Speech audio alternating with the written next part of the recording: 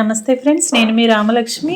Welcome to Ramalakshmi వంటిల్లు. చూస్తుంటే నోరూరేలా అప్పటికప్పుడు చేసుకుని తినేయాలి అనిపించేలా రుచికరమైన వంటలను చేసి చూపిస్తానండి. ఛానల్ని సబ్స్క్రైబ్ చేసుకుని పక్కనే ఉన్న గంట సింబల్ని టచ్ చేశారంటే నేను రెసిపీ పోస్ట్ చేసిన వెంటనే మీ ఫోన్కి నోటిఫికేషన్ వస్తుంది. ఓపెన్ చేసి చూసి మీరు కూడా కుక్ చేసి ఫ్యామిలీకి సర్వ్ చేసి వారందరూ అందించే పొగడ్తలకు పొంగిపోతారని ఆశిస్తూ ఈరోజు డిఫరెంట్ టేస్ట్తో బూరెలు అనేవి చేసి చూపించబోతున్నాను.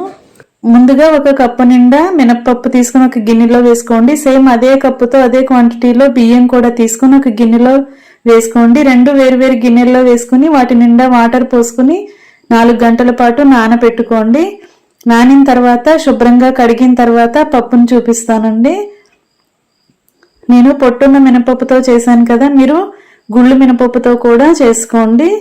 గుళ్ళు మినపప్పు అయితే 2 గంటలు నానితే సరిపోతుంది. ఇలా నానిన తర్వాత పొట్టంతా కూడా కడిగేసుకుని చూపిస్తున్నానండి. బియ్యము పప్పు కూడా బాగా శుభ్రం చేసుకున్న తర్వాత మిక్సీ జార్ తీసుకొని ముందుగా మినప్పప్పుని బాగా మెత్తగా గ్రైండ్ చేసుకోండి. వాటర్ అన్నీ తీసేసుకుని పిండిని గట్టిగా గ్రైండ్ చేసుకోండి. పిండి అసలు లూజ్ అవ్వకూడదండి, చాలా గట్టిగా మెత్తగా రుబ్బుకోండి. ఇలా నలిగిన తర్వాత మిక్సింగ్ బౌల్లోకి తీసి పెట్టుకోండి. ఇలా తీసుకున్నాం కదా, అదే మిక్సీ జార్లోకి కడుక్కుని పెట్టుకున్న బియ్యం కూడా వాటర్ అనేవి ఏమీ లేకుండా శుభ్రంగా దానిలో వేసుకుని గ్రైండ్ చేసుకుందాం. బియ్యం అనేవి రేషన్ బియ్యం వాడానండి, మీరు కూడా రేషన్ బియ్యం వాడుకోవచ్చు. మినప్పిండి అంతా కూడా తీసి గిన్నెలో వేసుకున్న తర్వాత బియ్యం కూడా బాగా మెత్తగా సాఫ్ట్గా రుబ్బుకోండి. వాటర్ అనేవి యూజ్ చేసామంటే పిండి అంతా కూడా లూజ్గా వచ్చేస్తుందండి. పూర్ణాలు వేసుకునేటప్పుడు కరెక్ట్ షేప్లో రౌండ్గా రావు. అంతేకాకుండా ఆయిల్ కూడా ఎక్కువగా పీల్చేసుకుంటాయి. అందుకే మనం రుబ్బుకున్న పిండిని గట్టిగానే రుబ్బుకోవాలి. ఇవి రెండు కూడా బాగా కలుపుకుని గరిటతో బాగా కలుపుకోండి. మినప్పిండి బియ్యపిండి కూడా బాగా కలిసిపోయే వరకు కలుపుకోండి. దీనిపైన మూత పెట్టుకుని పక్కన పెట్టుకోండి. బాగా నాననివ్వండి. 2-3 గంటలైనా నానితే పూర్ణాలు అనేవి చాలా పొంగుతూ టేస్టీగా వస్తాయి.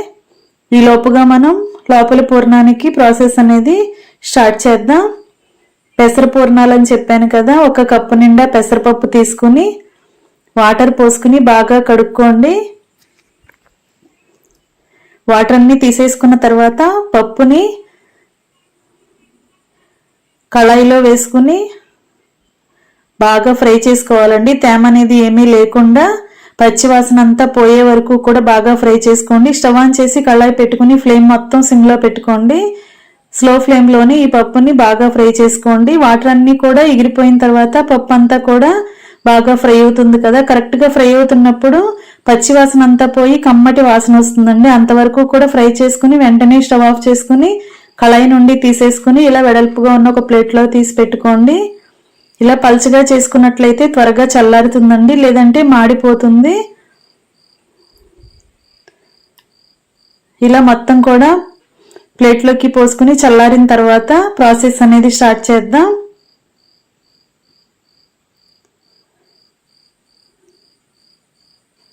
బాగా చల్లారింది కదా, ఇప్పుడు మిక్సీ జార్ తీసుకుని ఫ్రై చేసుకున్న పప్పు అంతా కూడా అలా వేసేసుకోండి. ఇలా పెసరపప్పుతో పూర్ణాలు అనేవి చాలా కొత్తగా అనిపిస్తాయండి. టేస్ట్ కూడా చాలా చాలా బాగుంటుంది. ఖచ్చితంగా ట్రై చేయండి. ప్రాసెస్ అంతా మిస్ చేయకుండా వీడియోని ఫస్ట్ నుంచి లాస్ట్ వరకు చూడండి.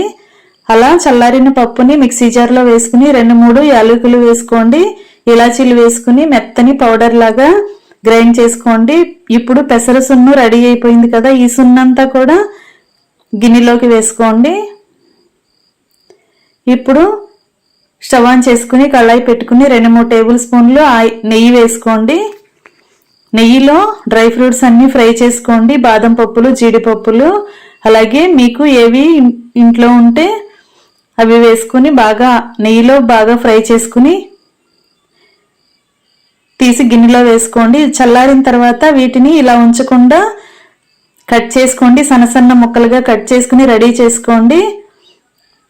ఇప్పుడు అదే కళాయిలో కొంచెం నెయ్యి వేసుకుని మనం గ్రైండ్ చేసి పెట్టుకున్న పెసర సున్నంతా కూడా అలా వేసుకుని నేతిలో బాగా ఫ్రై చేసుకోండి. పిండంతా కూడా ఇలా పొడి పొడిలాడుతున్నట్లుగా వచ్చేంత వరకు ఫ్రై చేసుకోండి.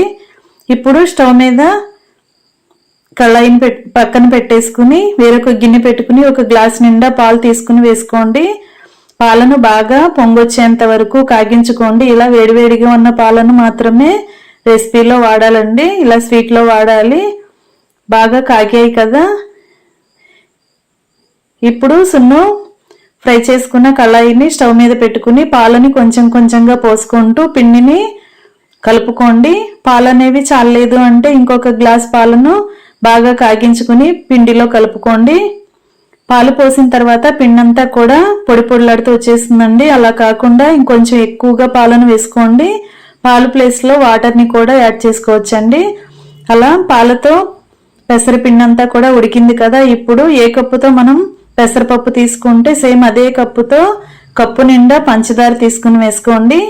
స్వీట్ ఎక్కువగా ఇష్టపడేవారు కప్పు నిండా తీసుకోండి. స్వీట్ కొంచెం తక్కువగా కావాలి అనుకునేవారు 3/4 కప్పు పంచదార అయినా కరెక్ట్గా సరిపోతుందండి. ఇప్పుడు పంచదార అంతా కూడా పెసర సున్నులో బాగా కలిసిన తర్వాత స్వీట్ అనేది ఇలా పల్చగా ముద్దలాగా వస్తుంది కదా. ఇప్పుడు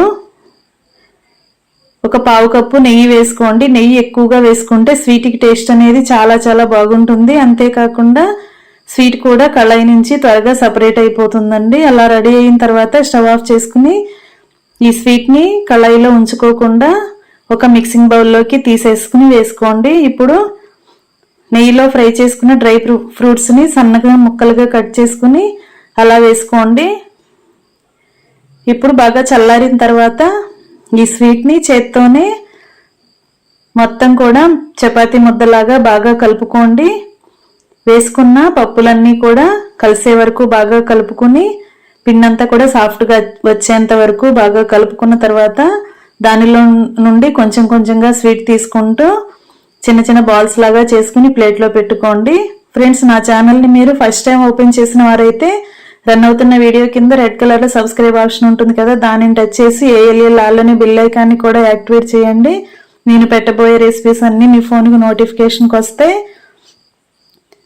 ఇలా రెడీ చేసుకునే లోపు స్టవ్ ఆన్ చేసుకుని కళాయి పెట్టుకుని డీప్ ఫ్రైకి సరిపడా ఆయిల్ పోసుకోండి. ఆయిల్ కాగే లోపుగా స్వీట్ బాల్స్ని రెడీ చేసుకోండి.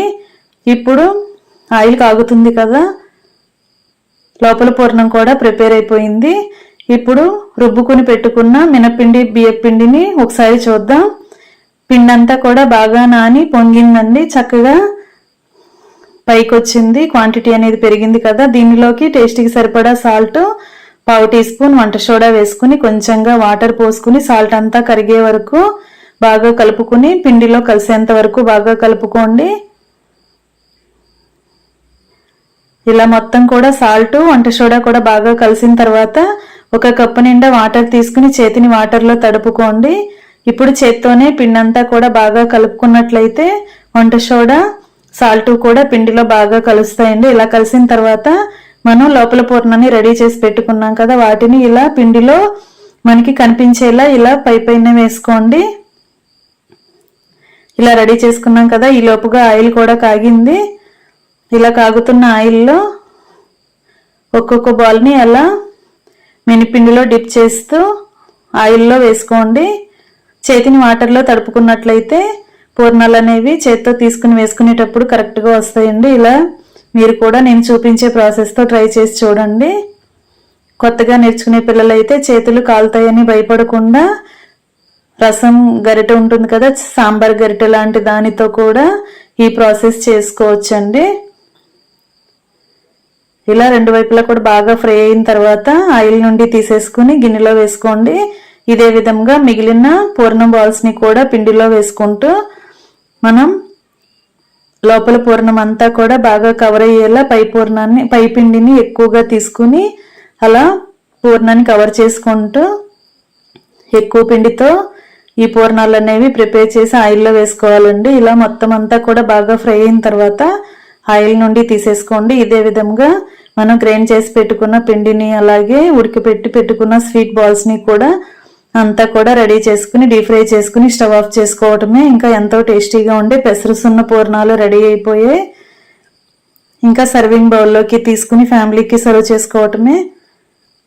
ఫ్రెండ్స్, శనగపప్పు పూర్ణాలు ఇష్టపడేవారు ఒకసారి పెసరపప్పు పూర్ణాలను కూడా ట్రై చేసి చూడండి. చాలా చాలా టేస్టీగా ఉంటాయి, కొత్తగా అనిపిస్తాయి. కమ్మగా అనిపిస్తాయండి. నెయ్యి వాడాం కదా, పెసరపప్పుకి నెయ్యి కాంబినేషన్ చాలా చాలా బాగుంటుంది. డ్రై ఫ్రూట్స్ కూడా వేసుకున్నాం కదా, అక్కడక్కడ మనం తింటున్నప్పుడల్లా అక్కడక్కడ పంటికి తగులుతూ చాలా చాలా టేస్టీగా కమ్మగా అనిపిస్తాయి. ఖచ్చితంగా మీరు కూడా ట్రై చేసి చూడండి. వీడియో నచ్చితే లైక్ చేయండి. ఈ రెసిపీని మీ ఫ్రెండ్స్కి, ఫ్యామిలీ మెంబర్స్కి షేర్ చేయండి. అలాగే ఛానల్ని ఫస్ట్ టైం వాచ్ చేసిన వారు సబ్స్క్రైబ్ చేసుకుని పక్కనే ఉన్న బెల్ బటన్ని క్లిక్ చేసి నా ఛానల్ని సబ్స్క్రైబ్ చేసుకోండి. మీ ఫోన్కి నోటిఫికేషన్కి వచ్చిన వీడియోస్ని లైక్ చేస్తూ మీకు కూడా రెసిపీస్ నచ్చితే ఇంట్లో కుక్ చేసి ఫ్యామిలీకి సర్వ్ చేయండి. చాలా చాలా టేస్టీగా ఉండే పెసరు సున్న పూర్ణాలు రెడీ అయిపోయాయి. Thanks for watching. నేను మీ రామలక్ష్మి.